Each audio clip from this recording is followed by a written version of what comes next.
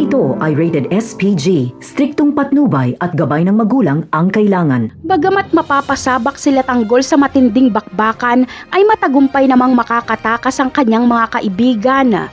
Halos lahat ng preso ay sasama sa pagtakas, pero ang iba ay mapapatay ng mga gwardya at ang iba naman ay mahuhuli. Hindi kasama ni Tanggol ang kanyang mga kaibigan sa sasakyan.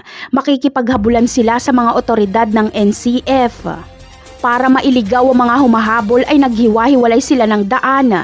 Ang hinabol na lang ng mga otoridad ay ang sinasakyan nila Tanggol kung saan kasama niya sila Supremo. Pero ang masama ay nakatawag pala ng backup ang NCF sa Enleia. Kaya agad ding bumack up sila Rigor at dito ay nakasalubong nga nila sila Tanggol. Malalagay sa alanganin ang sitwasyon nila Tanggol dahil may mga pulis sa likuran at nasa harapan naman sila Rigor. Ang tanging magagawa na lang nila ay lumaban hanggang dulo. Mabuti na lang ay may malalakas na armas na sila Tanggol, kaya si Tanggol mismo ang magpapasabog sa kinaroroonan ni Rigor. Sa lakas ng pagsabog ay baka ikamatay ito ni Rigor. Habang ang grupo naman nila Marcelo at ang mga kaibigan ni Tanggol ay babalik sila para back up pa naman sila Tanggol.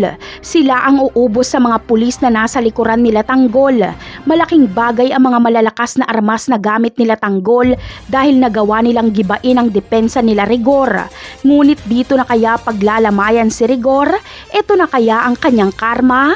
Bagamat hindi makikilala na si Tanggol ang nagpasabog kila Rigor, ay siguradong iisipin ni David na sangkot si Tanggol sa pagkamatay ni Rigor kung sakali. Napakarami pa nating dapat abangan sa mga susunod na episode. Paalam!